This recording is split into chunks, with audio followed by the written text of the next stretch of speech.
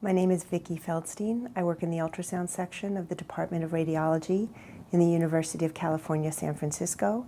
My lecture is about ultrasound in the evaluation of the uterus and endometrium.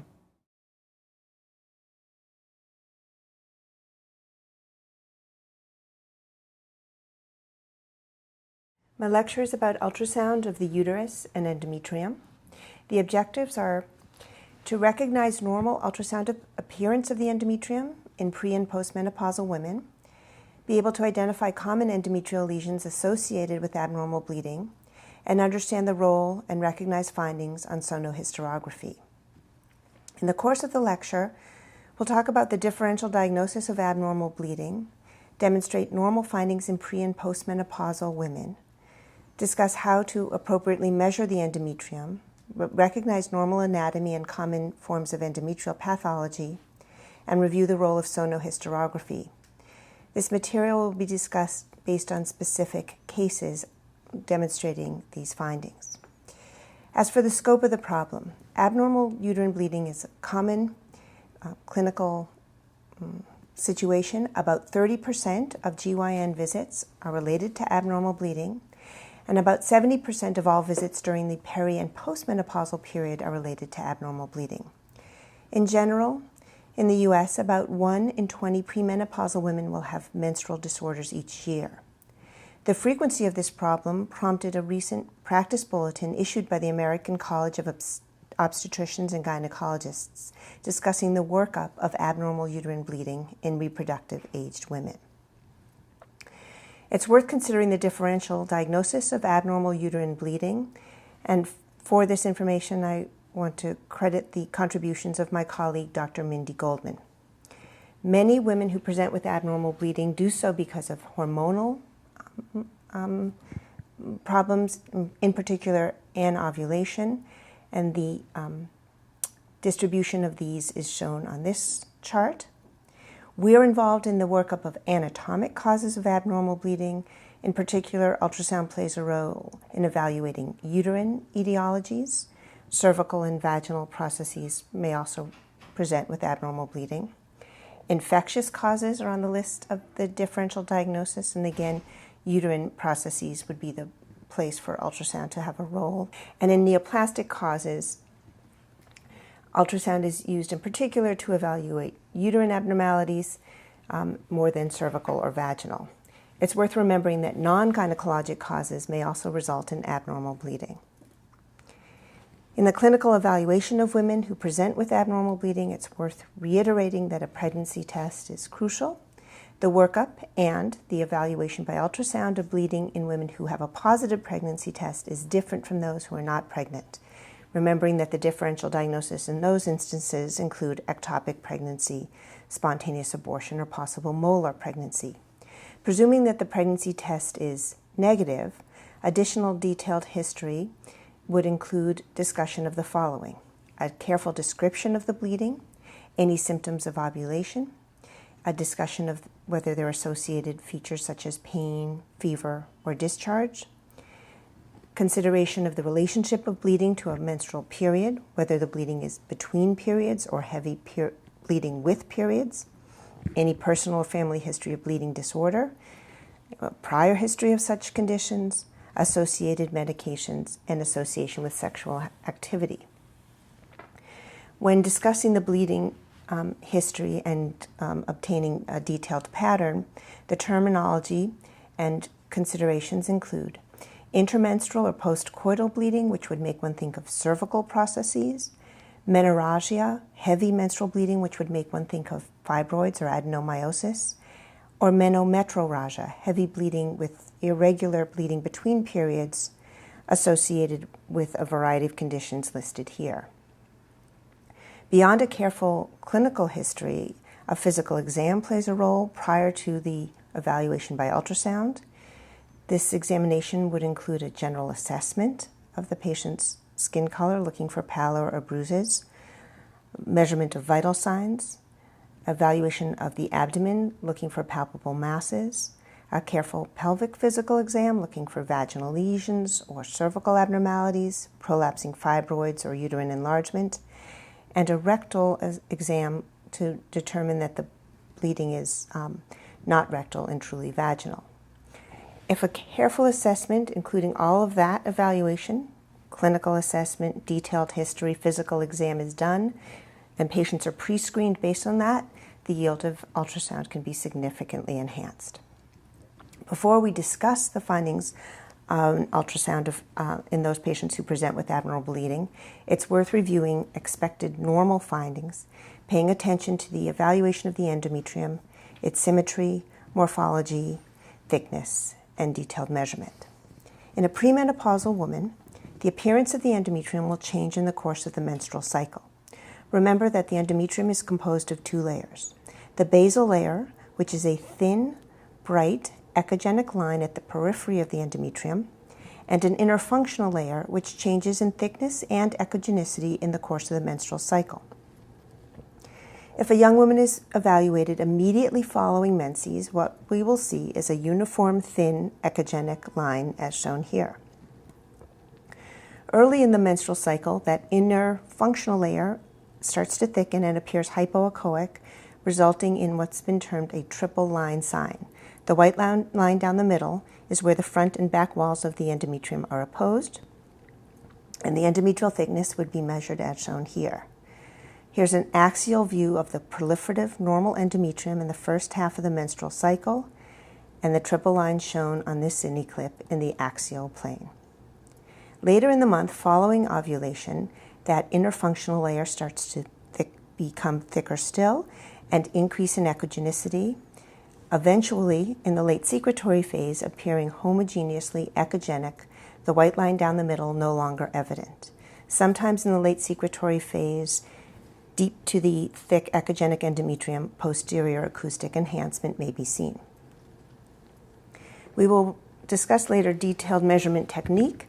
For now, it's worth knowing that on average, endometrial thickness in the course of the menstrual cycle ranges from about 1 to 4 millimeters in the immediate postmenstrual phase, about 4 to 8 mid-cycle, and up to 18 millimeters in the late secretory phase. Starting with our first case, oftentimes our requisitions are vague and say something as broad as rule out pathology. The correct history in this instance was a patient with abnormal bleeding. Ultrasound images shown here, sagittal endovaginal sweep through the endometrium, demonstrates a focal echogenic structure identified within the otherwise normal appearing proliferative endometrium. The triple line sign is evident.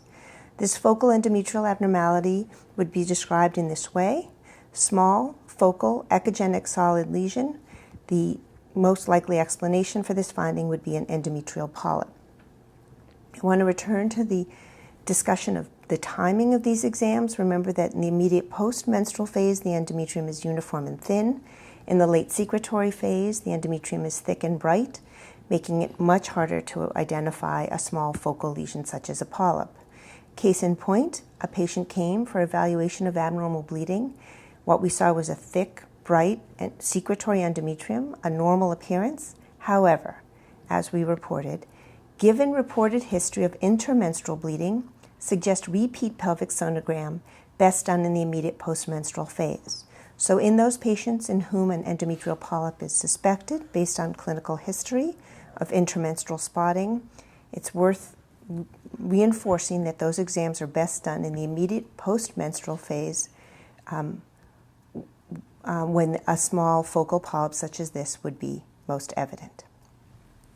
Again, this image now shows what we couldn't see on the earlier study of small focal lesion indicating an endometrial polyp. Endometrial polyps are typically echogenic, focal thickening, sometimes with an associated vascular stalk demonstrated on color Doppler interrogation. They are typically benign tumors of the surface endometrium with centrally positioned blood vessels, occasionally sessile, more often pedunculated, usually solid, occasionally with cystic components. Rarely these lesions have a premalignant potential, particularly when large and seen in older patients. They are associated with intermenstrual spotting and are treated with hysteroscopic resection when symptomatic. Another patient presented with abnormal bleeding. In this instance, the patient had known myomas.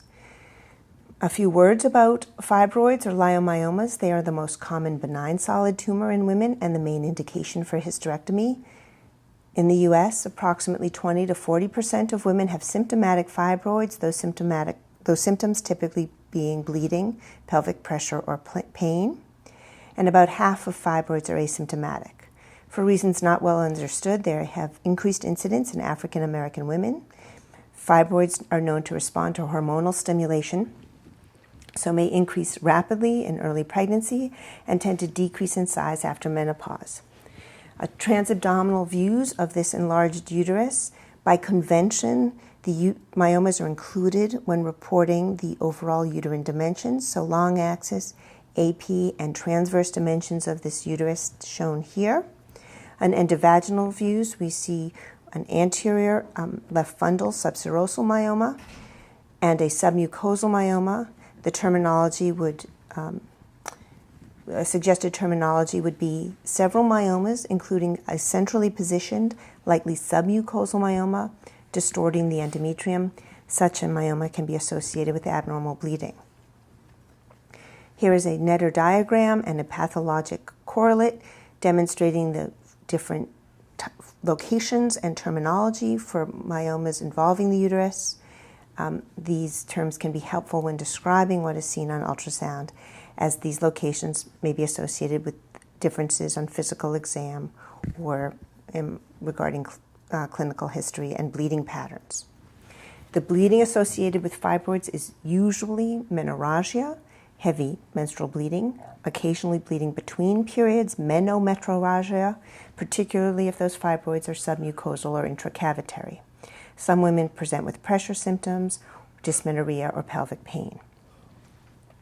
Another patient who presented with abnormal bleeding and an enlarged uterus on exam demonstrated this on ultrasound.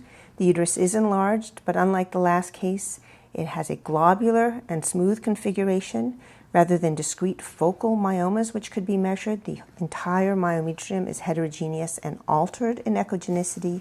This enlarged globular uterus with heterogeneous echotexture and tiny myometrial cysts is a manifestation of adenomyosis. It's worth remembering this is different from myomatous involvement and is managed different clinically.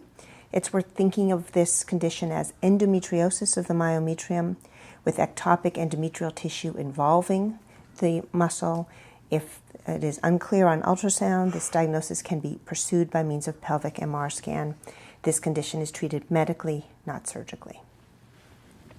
Yet another case presented with abnormal bleeding, also with an enlarged uterus on exam. These views demonstrate the uterus with the caliper placed demonstrating uterine size, long axis, AP, and transverse. And it's worth realizing that this patient who had a very large myoma shown here on images which no longer demonstrate the uterus posterior to the bladder would be described as such. The uterine dimensions given initially do not include this large, dominant, exophytic subserosal myoma arising off the fundal aspect of the uterus.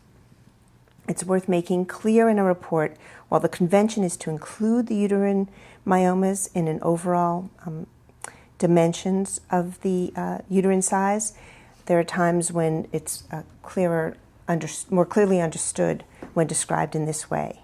An exophytic myoma measured and reported separately. These details are important to the gynecologist making decisions regarding clinical management of symptomatic fibroids. The surgical treatment for fibroids is myomectomy. The approach, hysteroscopic, laparoscopic, or transabdominal, is determined in large part by the size and location of the fibroids we see. Other management options include uterine artery embolization or hysterectomy.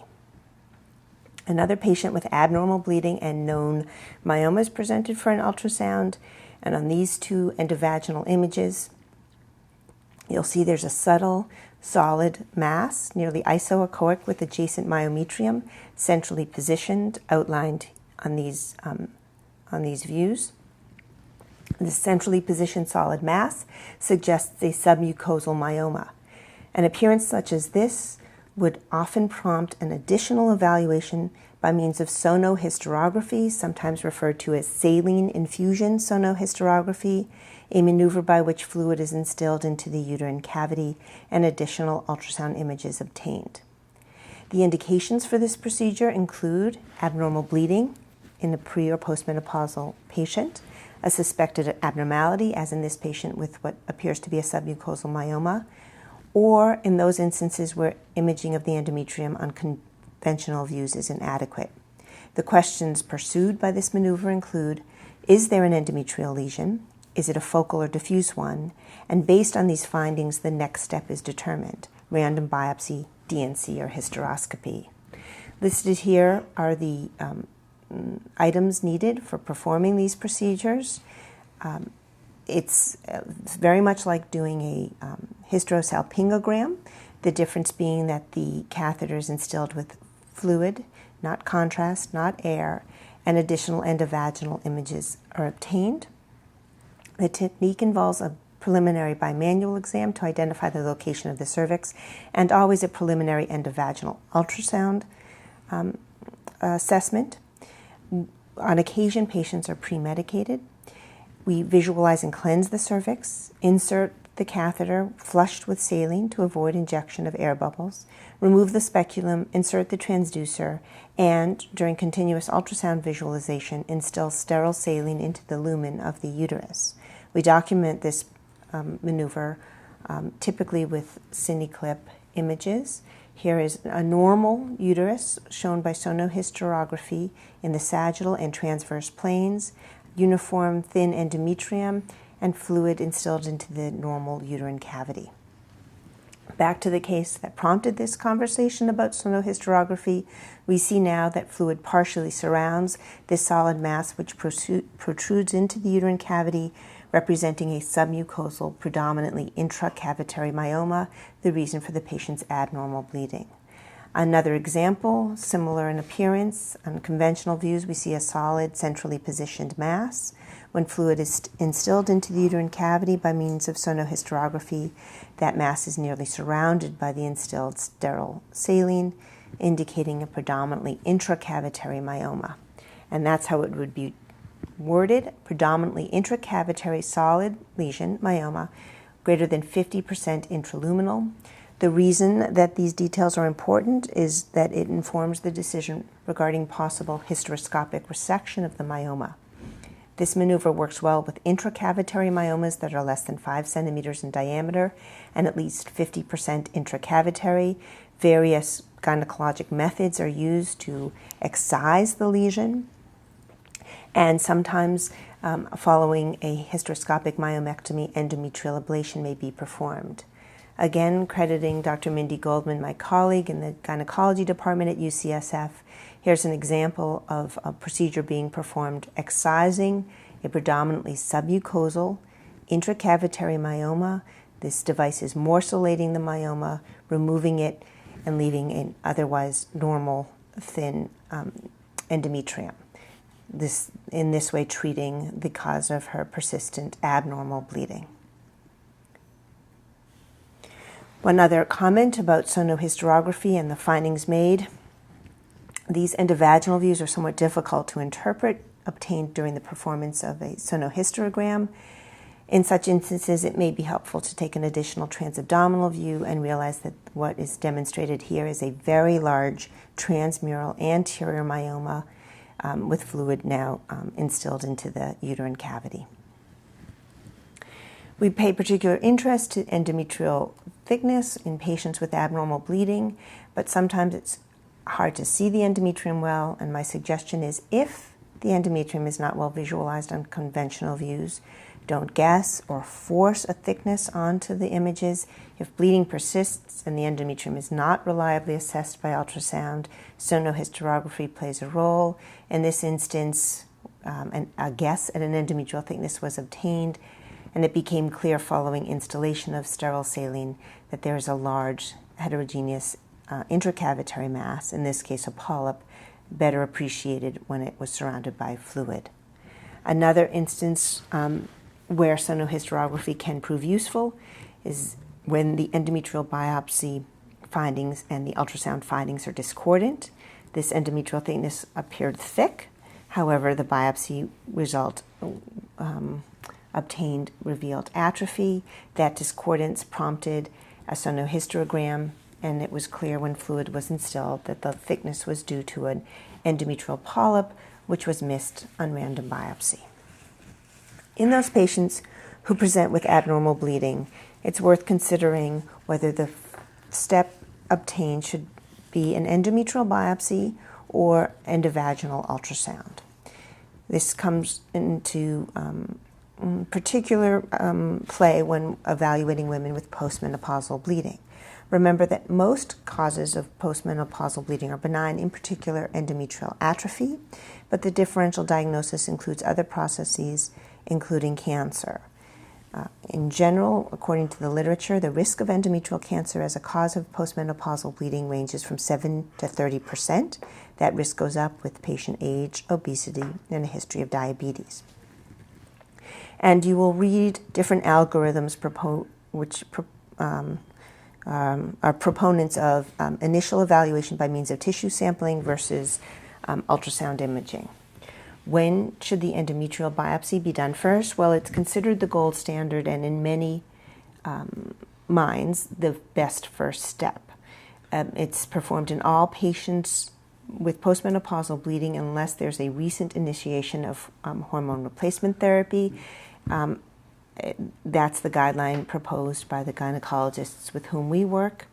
It's also performed in women 35 to 40 years old with persistent irregular bleeding, meaning 3 months or more of symptoms, and sometimes in younger women if there's increased risk, in particular obesity or chronic anovulation. It's also suggested that biopsy be performed if there is persistent abnormal bleeding despite medical therapy. When and why might endovaginal ultrasound be used instead? Well, ultrasound evaluates the thickness of the endometrial stripe directly. It can be used in those settings where the cervix is stenotic and a biopsy cannot be performed. And it can be helpful for anatomic lesions like those I showed earlier, polyps or submucosal myomas, which may result in false negative or misleading endometrial biopsy results. A conventional ultrasound may be followed by sonohysterography. When using ultrasound in the workup of postmenopausal bleeding, it's worth remembering that an endometrial thickness less than 5 millimeters virtually excludes endometrial cancer, and in that way we play a role in the evaluation. Ultrasound is not as helpful in evaluating premenopausal or perimenopausal women with abnormal bleeding. Keep in mind the utility of the appropriate timing of the exam. We'll discuss tamoxifen later. Worth mentioning here that ultrasound is often not useful for evaluating women on tamoxifen. And worth reiterating, if that the results are negative on biopsy and ultrasound, but a patient has persistent bleeding, she needs additional workup. If we are going to use ultrasound to evaluate postmenopausal bleeding, we have to review first the normal appearance of the postmenopausal endometrium. Once women have stopped cycling, the endometrium should be a consistent, uniform, thin echogenic line, less than 8, usually less than 5 millimeters in AP diameter. If there is a small amount of intrauterine fluid, it should not be included in the measurement reported. In those instances, a single layer can be seen. That should be no thicker than 3 millimeters. These measurements are best done on an endovaginal rather than a transabdominal view. And a few words about potential pitfalls in this measurement. The image obtained from which the endometrial thickness is measured by convention is the sagittal plane. What should be measured and reported is the site of maximal endometrial thickness, usually near the fundus. The thickness involves both the front and back layers, a bilayer thickness, not to include the inner myometrium, which is usually hypoechoic compared with the echogenic endometrium. As I said, if there is intrauterine fluid, it should not be included in the measurement. And it might interest you to know that the inter-observer variation in these numbers is about 1.5 millimeters. Here are 4 sagittal endovaginal views of women with abnormal bleeding in which the endometrial thickness is measured. Keep in mind that the uterus is broader than it is in the AP plane. Thus, if different thicknesses are obtained, it is possible that rather than scanning in the pure sagittal plane, some coronal images were obtained. Also, focal endometrial abnormalities may result in different numbers in the course of the exam. While we don't measure the endometrial thickness on the axial view, some images in that plane are helpful to recognize those possibilities. We were a center that reviewed endometrial thickness measurements performed at a bunch of different centers across the U.S., and in our review of those exams, we realized that a common technical error was inappropriate depth settings when measuring the endometrium. The depth of the image should be appropriate for the size of the uterus to ensure optimal visualization and most reliable measurement of the endometrium. We also participated in a meta-analysis looking at the reliability of the cutoff for endometrial thickness and came up with this message based on that review. For a postmenopausal woman with vaginal bleeding, with a pretest probability of cancer of approximately 10%, an endometrial thickness of 5 millimeters or less by ultrasound resulted in a post-test probability of cancer of 1%, significantly reducing the risk by seeing a uniform thin endometrium less than 5. And as is often seen in these women with postmenopausal bleeding, a markedly thin endometrium, an atrophic endometrium measuring only 1.4 millimeters, associated with postmenopausal bleeding. The advantages of ultrasound in this regard is it's less invasive than endometrial biopsy, it's nearly pain-free and well-tolerated in women even of advanced age. It can obviate the need for biopsy if normal, if thin, as was the case here. Importantly, it's diagnostic in women with cervical stenosis who cannot undergo effective biopsy. The accuracy is similar to that reported for endometrial biopsy, and the cost compares favorably. Sometimes we encounter women in whom a biopsy has been performed or attempted, and in those instances, it's worth remembering that there will be some intracavitary blood, making the ultrasound less reliable. If women undergo a biopsy, I would recommend you wait at least a week before performing an endovaginal ultrasound to assess the endometrium. The Society of Radiologists in Ultrasound convened a consensus panel several years ago addressing several questions related to the evaluation of women with postmenopausal bleeding. The take-home message from that panel included this statement: either ultrasound or biopsy could be used safely and effectively as a first diagnostic step, and there are different approaches even within our own institution to this evaluation. When looking at a cost-effective decision-making, one, again, could start with biopsy or ultrasound. It's worth incorporating into that assessment the pretest probability of cancer and patients' risk factors. If the prevalence of endometrial cancer based on risk factors was over 15%, then biopsy was the most cost-effective first step. And alternatively, based on risk factors, if the prevalence of cancer was less than 15%, ultrasound first, most cost-effective. A more recent opinion has been issued by the American College of Obstetricians and Gynecologists. In that report, it was suggested that 4 millimeters rather than 5 be used as a cutoff. I've shown here the results by using the different threshold measurements, and it is incumbent upon any particular institution to decide together which number they would use. At UCSF, less than 5 millimeters in the evaluation of postmenopausal bleeding is still considered a reliable means by which to exclude cancer. Sometimes we encounter patients such as this: postmenopausal bleeding presented to a gynecologist and endometrial biopsy was attempted, though was inadequate. That prompted an ultrasound, which shows this: a trace of fluid in the uterine cavity The presence of this fluid indicates some degree of cervical stenosis. Trace intrauterine fluid suggesting cervical stenosis, thus explaining why the biopsy was difficult to perform. The presence of the fluid, however, allows us to better visualize the endometrium, and we see a uniform thin endometrium, single layer thickness measuring 1 millimeter. No additional evaluation would be necessary for that patient. In this patient, also with postmenopausal bleeding, attempted biopsy, which was inadequate, and ultrasound was performed as the next step.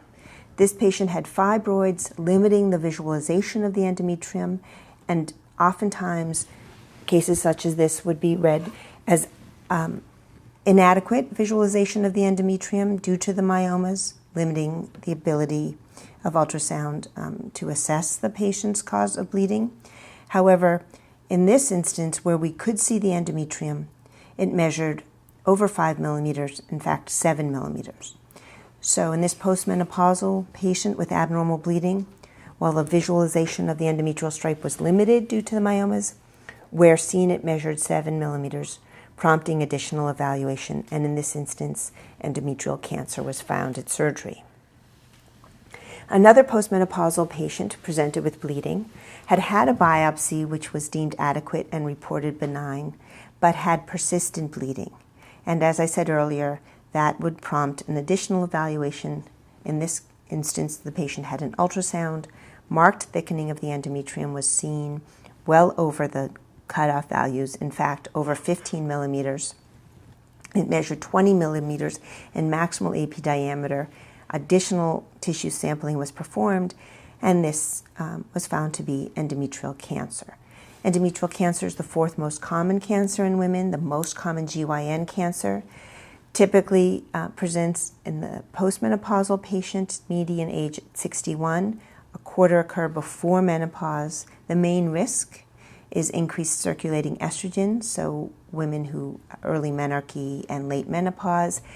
Luckily, it tends to present in the early stage and almost always presents with vaginal bleeding. The diagnosis is made by endometrial biopsy, which is fairly sensitive and specific. Occasional false negatives occur due to small cancers arising in a polyp or localized area of the endometrium. The treatment is surgical with hysterectomy and salpingo-oophorectomy. We are asked to use ultrasound to evaluate patients who have breast cancer or at increased risk for breast cancer, some of whom are being treated with tamoxifen. The requisition might come to evaluate the ovaries, but in so doing, we would see the endometrium and might encounter an endometrial appearance such as this, a thick endometrium, heterogeneous in echo texture with multiple cysts. The differential diagnosis for this appearance in this woman on tamoxifen would include endometrial polyp and cystic endometrial hyperplasia. The appearance on ultrasound is not specific, and additional evaluation might be prompted, certainly would be prompted if there is a history of bleeding. Patients on tamoxifen have been found to have a variety of findings at pathology and often more than one process. The differential includes polyps, hyperplasia, and even endometrial cancer. It's worth recognizing that some of the cysts seen are not actually within the endometrium, but represent changes in the inner myometrium, foci of reactivated or degenerated adenomyosis in response to tamoxifen exposure. So subendometrial cysts may be seen, worth distinguishing from the endometrial cysts, and if need be, recognized by sonohysterography. To review, tamoxifen is used as an adjuvant hormonal therapy for patients being treated for breast cancer. It has an anti-estrogen tumor suppressive effect in the breast, but has been found to have an agonist estrogen action on the endometrium, particularly in the postmenopausal patient, increased incidence of hyperplasia and cancer in these patients. While ultrasound can be used, it can be quite misleading because of the variable responses of the endometrium to tamoxifen exposure. There are a high rate of false positives, increased thickness of the endometrium, heterogeneous with cystic changes, not all of which correlate with malignant histology. The take-home message is that in women with abnormal bleeding, ultrasound is not a reliable maneuver, and in those patients, biopsy need be performed. On occasion, women are sent to evaluate the ovaries, a postmenopausal patient, for example, such as this. There's no history of abnormal bleeding or symptoms related to the endometrium, but in the process of doing the pelvic sonogram, we come across a thicker than expected endometrial stripe. This thick echogenic endometrial stripe, measuring greater than 15 in AP diameter, is certainly unexpected in a postmenopausal woman. We would revisit the question about whether there is abnormal bleeding. However, even in the absence of reported bleeding, an endometrium of this thickness in a patient of this age without hormone replacement therapy is unexpected and might prompt one to perform an endometrial biopsy. In this case, that was what happened, and the biopsy revealed very early stage 1 endometrial cancer. That experience, rare as it is, prompted us to ask the question, how thick is too thick? If the endometrium is incidentally noted to be thick in an asymptomatic postmenopausal patient, what, if anything, should be done? We realized that we reviewed the data asking the question about whether a risk of cancer with different endometrial thickness in patients with and without bleeding, knowing that in patients with bleeding, a certain thickness prompts additional evaluation. We would assume that a thicker threshold would prompt biopsy in women without bleeding. What we found on that review is this: in a postmenopausal woman without vaginal bleeding, if the endometrium measures more than 11 millimeters, a biopsy should be considered because the data revealed that the risk of cancer is approximately 7%, similar to the threshold that prompts one to do a biopsy in a patient with bleeding and an endometrial thickness greater than 5 millimeters. Again, this is a rare clinical scenario, but a useful exercise and information worth considering. In summary, remember the normal appearance of the endometrium in pre- and postmenopausal patients. In particular, remember that premenopausal women will undergo changes in thickness and appearance of the endometrium in the course of the monthly cycle. Thus, evaluation of abnormal bleeding in premenopausal women is best done in the immediate postmenstrual phase when the stripe is uniform and thin. The technique was reviewed, how best to visualize and measure the endometrium. That measurement and a description of the morphology should be included in the report because much rides on that description in the evaluation of women with abnormal bleeding and in determining the likelihood and the ability to exclude cancer if the endometrium is well seen and appears thin. If the endometrium cannot be well seen, it should be made clear that the exam is non-diagnostic in the evaluation of abnormal bleeding and more need be done. The risk of cancer is less than 1 in patients who have postmenopausal bleeding whose endometrium is well seen by ultrasound, is uniform and thin. We reviewed the sonographic appearance of polyps and myomas and the ability to delineate those by means of sonohysterography, and it's worth reiterating that it's important that the ultrasound, the biopsy, and the clinical history be consistent, and if not, to pursue the workup. Thank you.